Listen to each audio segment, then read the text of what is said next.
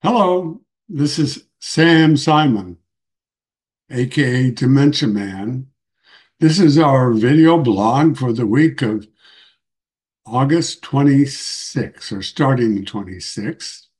Um, Let me start this blog by thanking everyone for wishing Susan and I a happy 58th wedding anniversary. We had a beautiful dinner. We got our own menu that had our name, happy anniversary, Sam and Susan, on the menu. Um, and so we're now into our 59th year of marriage. So now's time, though, to begin to look ahead. And in looking ahead, it occurred to me that the most important thing in the next 70 some odd days is the upcoming election in the United States for president and then for Senate and House, the federal elections. And so I started looking up about resources and what might be at stake for people with cognitive disorders like Alzheimer's. First thing I found, and I will share that uh, in the blog, if you go to dementiaman.com and check on blog, I'll share this link. In Britain, of course, they just had some elections, and the Alzheimer's Association had a full agenda about making Alzheimer's disease a national priority and putting the resources in, pointing out some sort of obvious things that are also obvious in the United States. And I did find a resource for us here in the United States, so I'll come to that.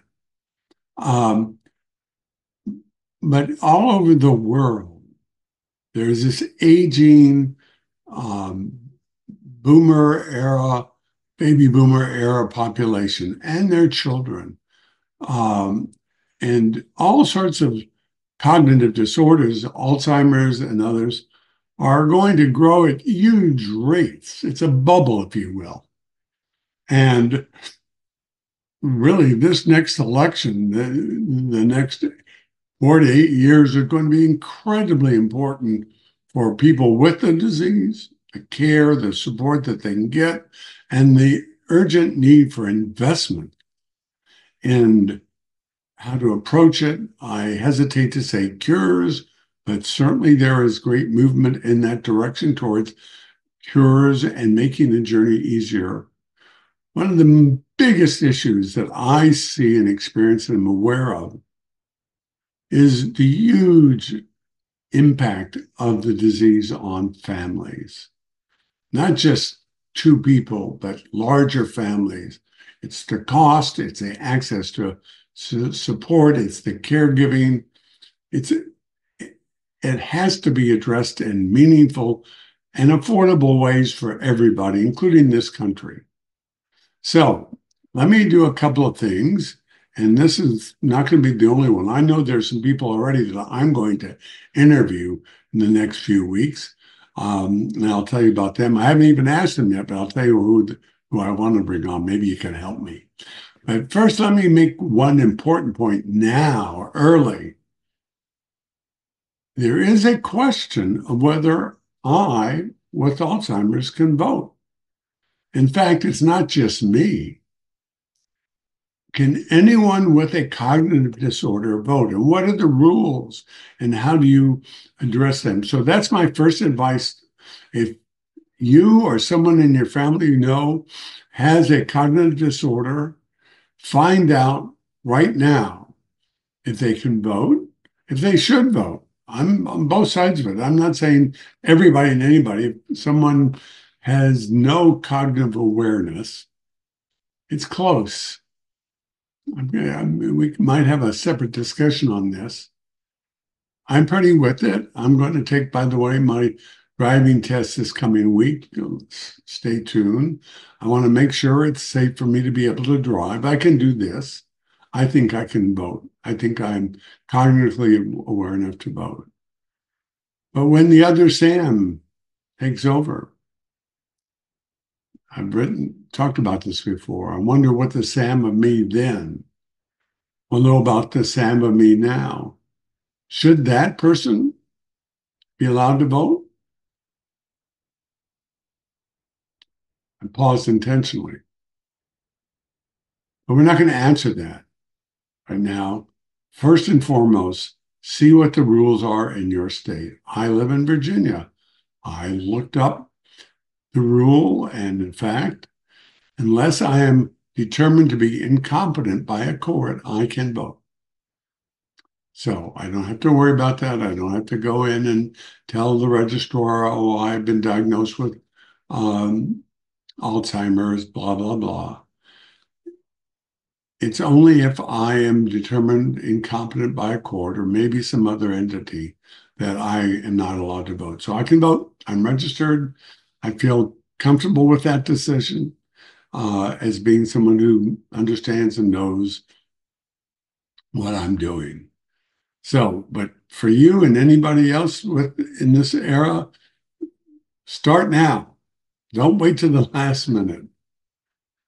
So that's the first thing to do. And then find the resources in your community of organizations that deal with issues of dementia. I hate that word, you know that. Alzheimer's, cognitive disorders, and see what their legislative and political and agenda priorities are, and see if you might be able to be of help. And of course, agree with them. So I've been looking around. Again, put on my website how to see this agenda that was adopted in Britain. It's a terrific full agenda. But there is a resource in the United States. It's called, let me take a quick look at it again. You know, I have Alzheimer's and I was looking at it and I've already forgotten what about. I'm going to share my screen with it. So I'll start that by sharing the screen and we'll all remember what it is. Here we go. Alzheimer's Impact Improvement. Impact Movement, AIM. Now, I'm sharing it right now, and I'm going to play this introduction to it and Election 24. You're seeing, by the way, a picture. I was so shocked to see this. And my good friend Nancy Nelson, who's out in Nevada, and she's somebody who I know well, and she and her friend Kat they have their own video program, Dangle and Dot. And they do a terrific amount of work helping people and raising awareness of people with Alzheimer's and strategies and resources for them. And of course, Nancy would be on this. Let me play this for you. I'm hoping it's going to work well. And it's an introduction to Alzheimer's Impact Movement. Alzheimer's is putting a strain on families in Iowa, in New Hampshire, in Nevada, South Carolina, California. No matter where you live, Alzheimer's hits home. I want to hear candidates talk about real issues, and Alzheimer's is a real issue. My dad and mom had planned this amazing retirement for themselves, and just as they were starting, my mom started failing. There's so many of us caregivers that are quitting our jobs or working less. It has a direct impact on our economy. It has a direct impact on our labor force, and it has a direct impact on families and communities throughout New Hampshire. We need to take this seriously as an issue. We need candidates to help us resolve these problems.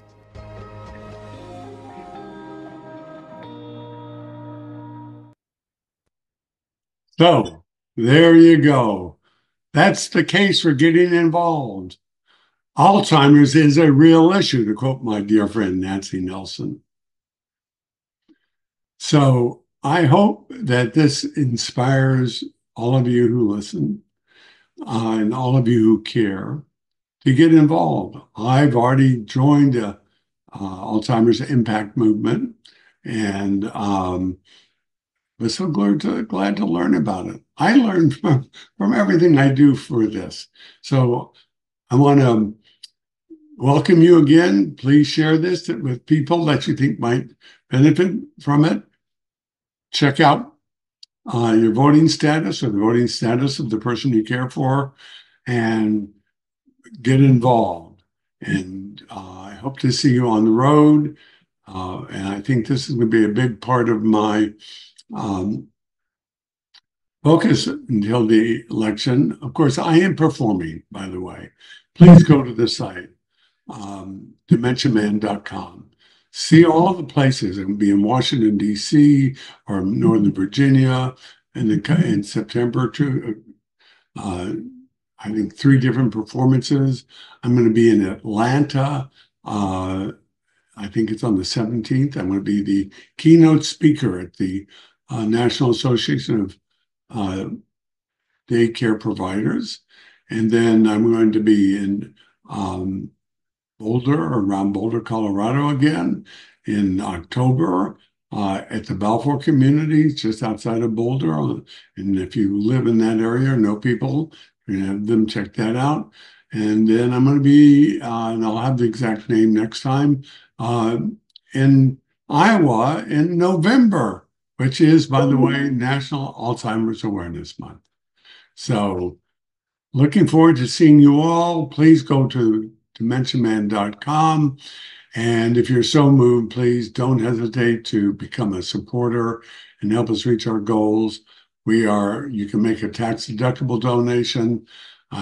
Just to repeat, the Dementia Man play and campaigns are professionally done, but we're supported by our viewers and individuals who donate tax-deductible money to help us achieve our goals, so that as many people as need to see the show have the opportunity to do so. Thank you so much.